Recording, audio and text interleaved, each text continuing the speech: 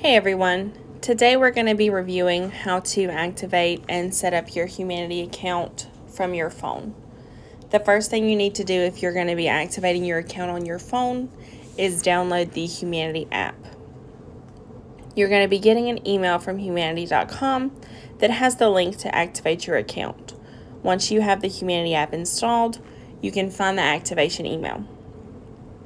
So you're going to click the Activate Your Humanity account, the green button on your email. If this button doesn't work for you, there is a link listed under the green button. You're going to click on that or copy and paste it and open it, and you should see a tab appear at the bottom of your screen that says Open With, and it'll say Humanity or a web browser, and you're going to select Humanity.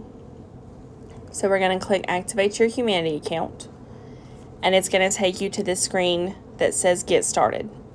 So you're going to click on Get Started. The first thing you want to do, make sure your first and last name are correct. Set your username. I recommend setting it as your UGA, My ID username. Check your email. It should be your UGA email. This is Gmail because it's a test account. And then set your password. And then you're going to hit Save and Continue. So the first screen that you're going to see is Dashboard. So there are several widgets that you can have on your dashboard. So this one at the very top would show any shifts that you are scheduled over the next 7 days.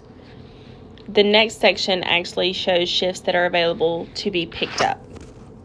So these are shifts that don't have any employees, which you can see by the open slots note on the left of that box. And then we have the message wall at the bottom.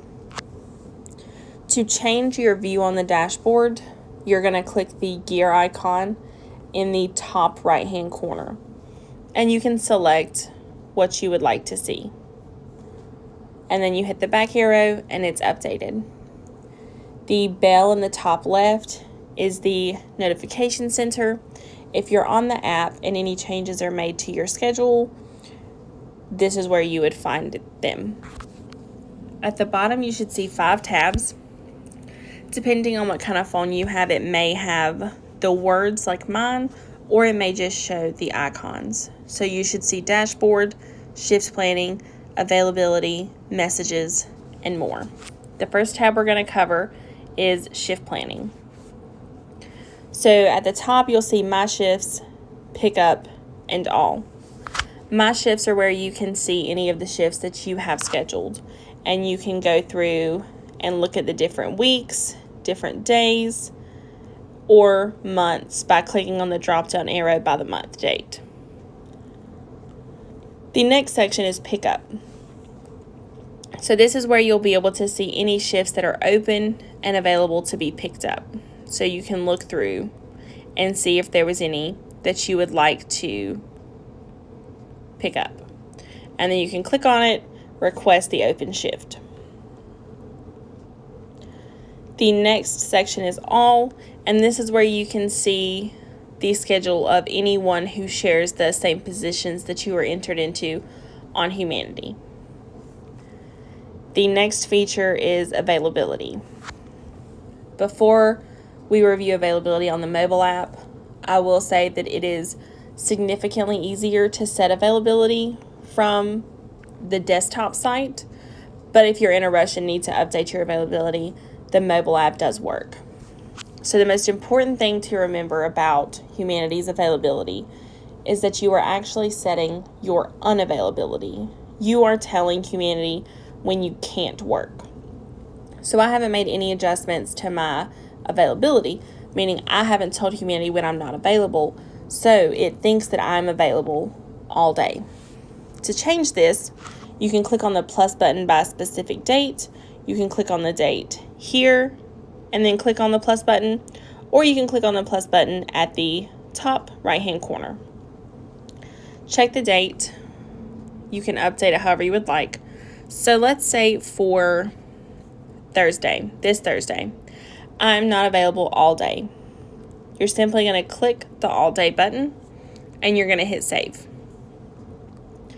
Now it's going to show up that I'm unavailable all day and that it's pending. This will show up as pending until a manager or scheduler approves your availability. Now let's say for Monday the 8th, I have a class at 10 that ends at 11, and then I have another class at 5. So we need to set our unavailability for this day. So we're going to click the plus button. We're going to change this to February the 8th. And we are unavailable from 12 a.m. all the way to 11 a.m. Now, let's say this is a typical Monday for me, or Monday, Wednesday, Friday. This is my class schedule. I'm going to turn on the repeating slot, and I'm going to say Monday, Wednesday, Friday. And then the end zone feature actually lets you go ahead and set your availability as far into the future as you want. So for this one, I'm going to do the end of the semester. I'm going to hit save. So now on Monday, Wednesday, Fridays, we have this 12 a.m. to 11 a.m. unavailability showing up. Now we need to add that we have a class at 5 and that we can't work past that. So we're going to click the plus button. We're going to make sure that the date's correct. And then we're going to say that we're unavailable starting from 5 all the way to 11 o'clock at night. We're also going to repeat this on Monday, Wednesday, Friday. And we're going to carry this out again to May the 10th. We're going to hit save. So now what we have showing up is that we are available to work from 11 a.m. to 5 p.m. every day. If you ever need to delete one of these, simply click on the time slot and hit delete. You'll see two options: delete this slot only, or delete this and all future slots. If this is a one-time thing, let's say next Wednesday the 10th, I have a test, so I'm not going to be able to work at all. You would delete this slot only. If you have a permanent change to your schedule, like a class time changed, you would delete this and all future slots, and it would delete all those availability times you set through May. So then you hit the back arrow. The next tab we're going to cover is messages. So you'll see 3 buttons at the top: wall, inbox, and sent. The wall is the message wall where you can see posts if a manager or a scheduler make them. Inbox is where you would get a message from a manager or scheduler if they chose to use the Humanity in-app messaging system, and you will be able to see and reply to those here. The sent button takes you to the messages that you have sent. The next tab is going to be the More tab, which is the 3 dots. You don't have to worry about leave or files. The shift request button will show you any pending shift requests that you have. We will cover settings in a second. The support button, Humanity actually has 24/7 tech support, so if you're ever having trouble with your account, you can actually go ahead and send them a message and they will be able to help you. And then if you ever need to log out, this is how you log out. The settings feature. So there is a calendar sync feature. If you would like to sync your working schedule to the calendar on your phone, you click My Schedule. It'll ask if you would like to add this to your schedule or to your calendar, and you click OK, and it adds all of your shifts to your calendar. The next option is widgets. So this is just another way to edit what you see on the dashboard. Notifications. So with Humanity, once your account's activated, all of your notifications are going to be turned on. I definitely recommend going through and updating this so that you don't get bombarded with emails. If you don't want any notifications at all, you're going to turn all 3 of these off so that you won't get any kind of notification. If you would only like to get notification by email, you can turn that feature on, and then you'll go through individually and set what you would like to receive notifications for.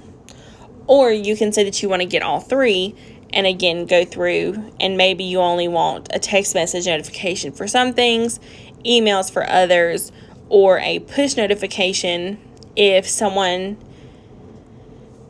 approved your availability or you have a message in the messaging system. And again, if you don't want any notifications, make sure all these are turned off. And it does save automatically. So we're going to click the back arrow. The appearance just updates the background color. And then once you're done with that, you can go back to the dashboard and you will be good to go.